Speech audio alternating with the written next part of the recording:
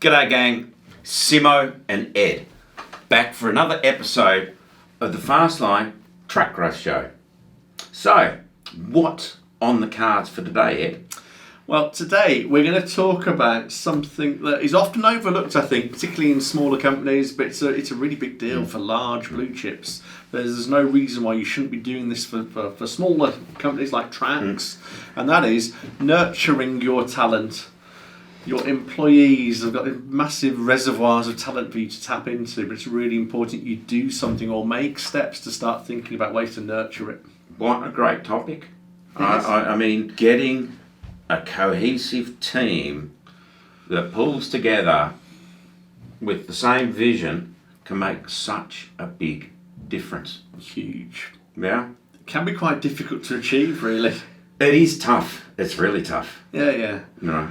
It requires a lot of resilience. I think it's one of those things you just have to keep working at constantly to make sure that it happens. But we're going to touch on a few points today, I think. This, more than any other episode, I feel. We've just sat and had a bit of a chat about what we think is nurturing talent. Perhaps you're doing something at your track, really, that brings that talent through. And we may not mention it in one of these two videos. But, you know, by all means, add it into the comments below, because it'll be really valuable, this one. Yeah. I've heard of a lot of tracks that I've been talking to. Yeah. Take their team around and race at other go-kart tracks. Really? Yeah. I've got several customers that are doing that. Sounds like the ideal job, that does. Yeah. All right. Right. What are you start with? Well, let's start with the first thing I jotted down was believe that your staff have talent. Everybody has talent. It's having the right people in the right seats. Mm-hmm. You know, if you put me down in an accounting role, I'd be absolutely shit at it. Yes. It'd bore me to tears. But you put me in a marketing role, it's like, I'll thrive. You'd absolutely love it. Yeah. You know, and I know, when working through college, I worked in hospitality. And there was one guy I worked with who was pretty average at his job. But there was one thing he loved to do, and he did really well, and that was vacuuming. Cool. So we always got him to vacuum, and he did a thorough job, and enjoyed himself. Now you're about to tell me that guy's turned over $1 million a year down Australia with a vacuuming business.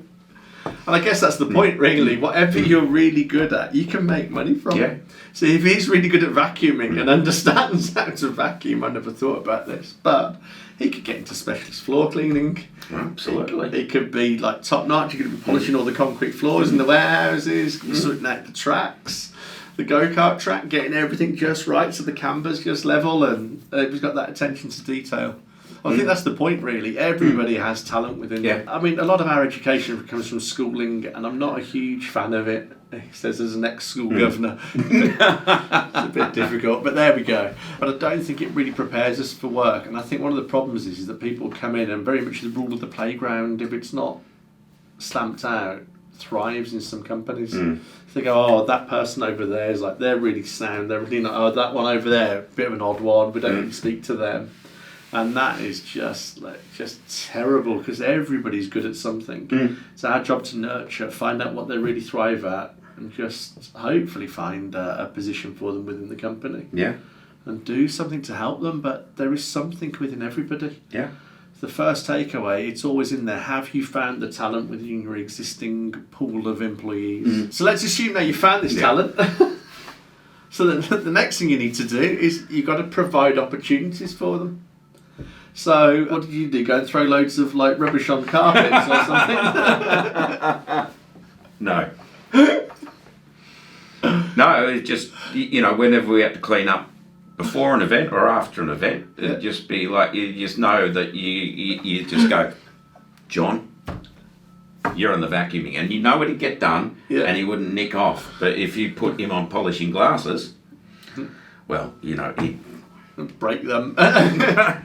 Well, it is finding those opportunities, isn't it? So if the vacuuming comes to it, John, you're sorting out that. There's no point getting your sort of loud, boisterous sort of tracker, track marshal to go and start sorting through the race suits and getting them in alphabetical order and size order. I mean, what's the point in that? They may have to do. There's always an element of jobs that people don't like doing. Typically, unless you own your own business, by the way, you can just eliminate it, automate it, or transfer it out if you don't like doing it. But use that as an opportunity for somebody that will want to do it. So there will be elements of work that employees have to do that they just perhaps don't enjoy. That's pretty normal and very common. But make sure that you're giving them the opportunities and encouraging them really to step forward. Yeah. So if you've got a track marshal that relates well to kids, you know, you make sure he's doing the briefings for kids' parties, or he's the race director or whatever for kids' parties. You know, in the pits there, explaining how things operate. You know. And that's a really good point. You might have somebody that's perhaps not very comfortable or confident around adults potentially, but the kids just seem to gravitate towards them. So you just said that there, make them the race director. And that might enable them to have a sense of moving forward with the company. So not only does it have the opportunity where their skill sets really come to the fore and they come to work expecting a good day every day, they've also got a bit of acknowledgement that they're doing really well in an area just by the changing of the job title. Could be really, really cool. The next one then. So, I see this a lot. In fact, it's just happened. One of my friends is really good at IT sales, would you believe? And he's only been in this company for about 7 or 8 months. He's smashed his targets. They're a multi-million-pound company. He's responsible now for something like 10% of his turnover for that company already. And he just said they've just appointed a new sales manager. And I went, oh, right, where did they employ them from? And he went, internally. I went, cool. How did they get the job? Oh, he's been there for 4 years. What, so is it like dead man's shoes? What? How does this work?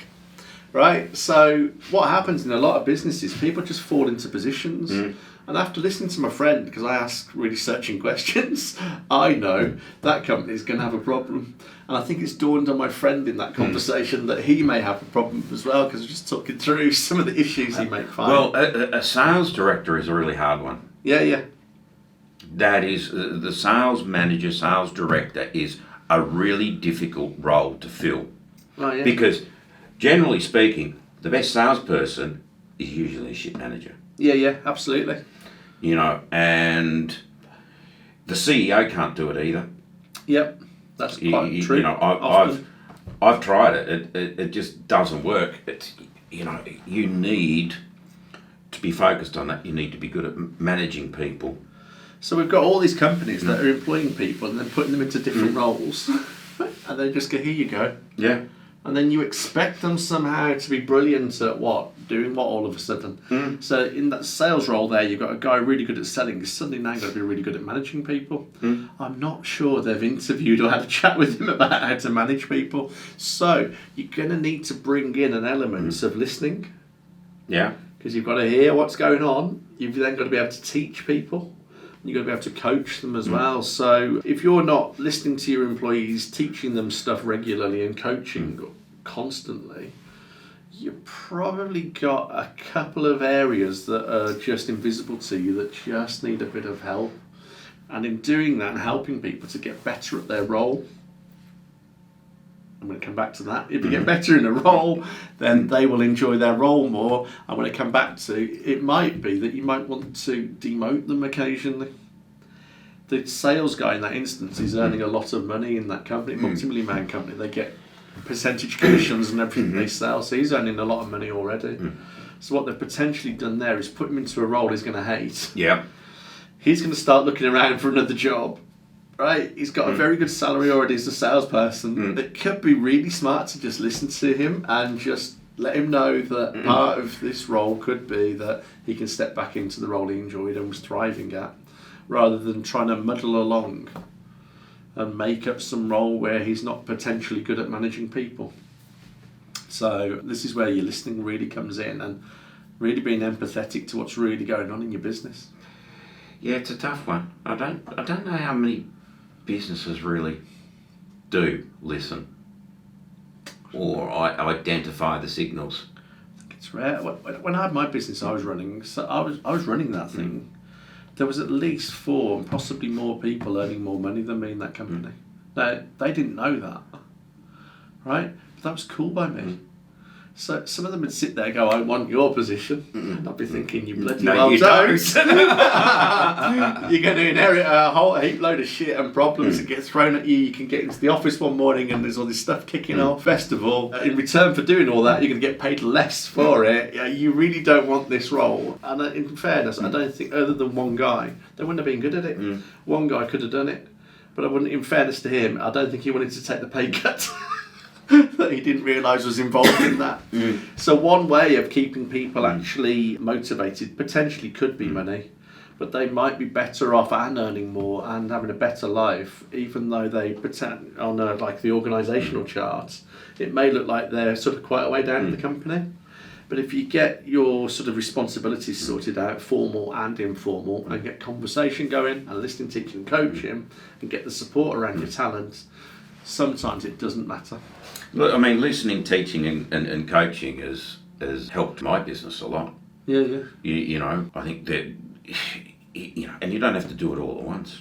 I think a lot of the listening has always been there because I'm a curious person. I ask a lot of questions, and I listen to what the answers are. Teaching, that's evolved over the last couple of years. We're trying to formalise it more. Coaching, well, that's only about a year that we've really done the proper coaching. And I need to bring someone externally in to do that. I don't think you met him.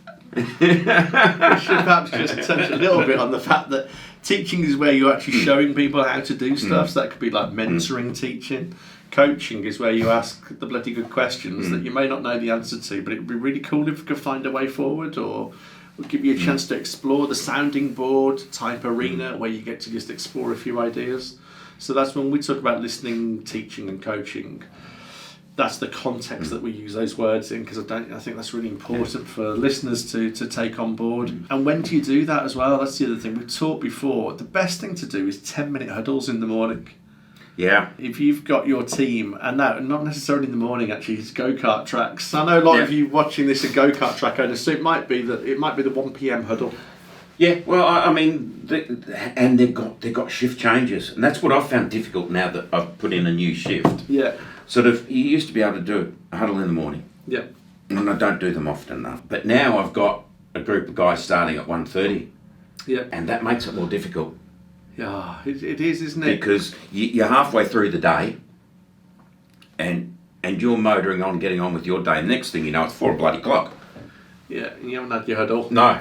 And then suddenly they've gone walking off, and they're suddenly busy, and you can get somebody. It doesn't always have to be the business owner, but again, it's all about if you want to provide an opportunity for somebody that says, "I need my words relaying to the staff in a format that will be closely resembling the stuff we talk about in the morning huddle, and then we do it in the afternoon," and somebody can be responsible for that.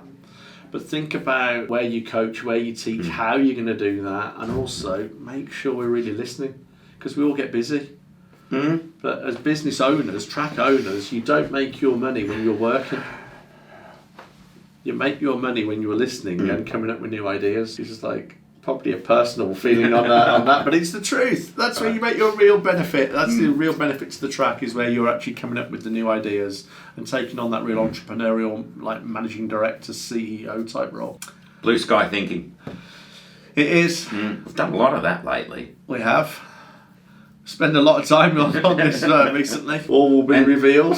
some really cool stuff is starting to pan out from it. Next one, encourage external learning. Yes. This one's a tough one. Well, it is, because, and I think I go back to school quite often. So school has this preset way of teaching, and education wasn't started in England. But I think a lot of the structure around it, Victorian Industrial Revolution type teaching and learning, is a structure that's used in a lot of areas of the globe, and that sort of focuses on something called IQ. There's lots of ways that people can be intelligent, but some of them aren't adept or adapted to the normal traditional ways of learning. So you're going to have some people that are willing to learn but don't maybe learn in the traditional format or think they're poor learners. Right? So the first thing you've got to do really is if you want to expand knowledge in your team, well, tell them everything about their role. But when it really comes alive is when you get people maybe reading a book and going, I've read a really cool book here. Have you read these 2 pages here? Because I think we're either doing this, but we could do it better, or we're not doing it at all. I think we should be doing it. If you get people that are just willing to learn externally and bring ideas into your company, great. If that's 1 or 2 of them. But imagine you've got 15 people in your company, all of whom are coming up with a great idea once a month. That's just brilliant. I mean, getting people to read. Yeah. That's one I've really struggled with. I mean, Don't do they? No, I mean, I do. You know, I'm naturally inquisitive. Yeah. And, you know, when I encounter a problem, an obstacle in the business, I will usually read. Yeah. Or watch. I watch a lot of YouTube these days. Yeah, yeah. So, all around, I mean, Christ, I'm no videographer. Yeah. I'm no editor. I'm no social media genius. But, you know, I've read a lot. I've watched a lot of stuff about YouTube and things like this. I'm inquisitive to do that. Now, when we restructured the sales team, I read a lot of sales books. Yeah, yeah. Now, trying to encourage the salespeople I've had to read books, it just doesn't happen. We've just had one. Yes. And I think he was a bit surprised because we were. It was a Zoom call, wasn't it? He was in this room where we're sat right now talking with you. I was in on Zoom call, and he mentioned. I mentioned a couple of books, and we were talking about one specific aspect. I said a lot of this comes from this book, and he was really interested. So while we were talking, I literally went onto Amazon, and the book was already en route, and I got you a copy, and I got him a copy. And a couple of days later, books landed, and then I walked into the office, and he quoted me something out of the book. Wow! So I'm like, I know you're reading this, but I think that's early on in chapter 1. So we'll see how we're getting on in a few more weeks. And I mean, with our training here, at the moment we're doing sort of a lot of the stuff, typical stand-up lecture style. Yeah. But we're also starting to document this on a knowledge base. So there's the reading element there for them. And the next round of training, we're talking about videoing it. Yep. So it's there in a YouTube style educational surrounding. Yeah, so the media that you use can have a big impact. Some people will just never read a book. No. I know that most people don't read a book, so you know this. I've photocopied paragraphs and bits and pieces out of books on something I've read and then sent it to somebody explaining what book it's from and going, this is a really cool bit I think you should read. And people will often read a few sheets of paper. That's a good idea. But they won't read a whole book. So you've got to think about the media and how you get that across. And if you can start to encourage that and people get into it and they start to like what they're doing, all of a sudden the next steps to them taking on their own learning become more and more apparent. But the 20-somethings, bright somethings coming into your business, I'd be surprised if they pick a book up. They are going to be all over Instagram, YouTube, Twitter, TikTok. There's just going to be different ways of learning that they're used to. They don't necessarily want to sit and read a book. They might be all over Kindle, any handheld book. I just don't get on with. I can't read electronic books. There you go. I've got to have a hard copy. Yeah, I do a little bit of Audible. So. No, that doesn't work for me because I find I'll be reading something. Yeah. And then I highlight, I underline, but my mind starts wandering. Yeah. It starts thinking about that concept, how I could apply it within my business, what it would look like, and things like this. And the next thing I know is that I'm at the bottom of the page to go, or I've stopped reading. So if I did that in an audio book, I'd lose half a chapter. The one thing I'd take away from that though, it's really smart. I was doing it anyway, but nobody had really put it in these. Somebody else told me in these terms, but I was working probably about 30-40 minutes from where I lived for 4 years. And all I did was put Audible on at 1.2 speed, because you can change the speed that they speak. And I'm comfortable at 1.2, 1.25, I already know this on most Audible books. And then I hit play and I sit in my car. So I'm getting pretty much something like 50 minutes of learning on the way into work, 50 minutes of learning on the way back. Right, so now you start to add that up over a week. Yeah, absolutely. You can see where this is going. Yeah. It's 500 minutes. I wish the maths was simpler. But no, we're not far off. What are we there? Sort of 7.5, 8 hours worth of learning in a week just from driving to and from work. Let's say I do 50 weeks a year. It's not quite that many, but we're not far off. I've now got 400 hours of learning that's just going in here, and I did that for 4 years. So I've got absolutely tons and tons of. So let's do the maths. It was 20,000 hours. Is it a year? So they tell you that outliers need 10,000 hours before they become expert in something, and I've had 80,000 hours of audible business books drumming into my head for 4 years with all the stuff that people are talking about in business. Cool. I could have got a degree. Again. Speaking of audio books, Yes. I have just spent the last week Yeah.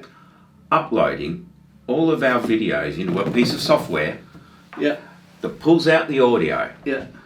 and we now have a podcast Woo-hoo. of this show on Apple, on Google, and on Spotify. Excellent. So, if you don't have time to watch the videos, you can listen to them. Now, and this all came about Yeah. because of Wagsy. Yes. Yeah, one of our customers sent me an email saying, love your shows, but I don't often get time to watch the video.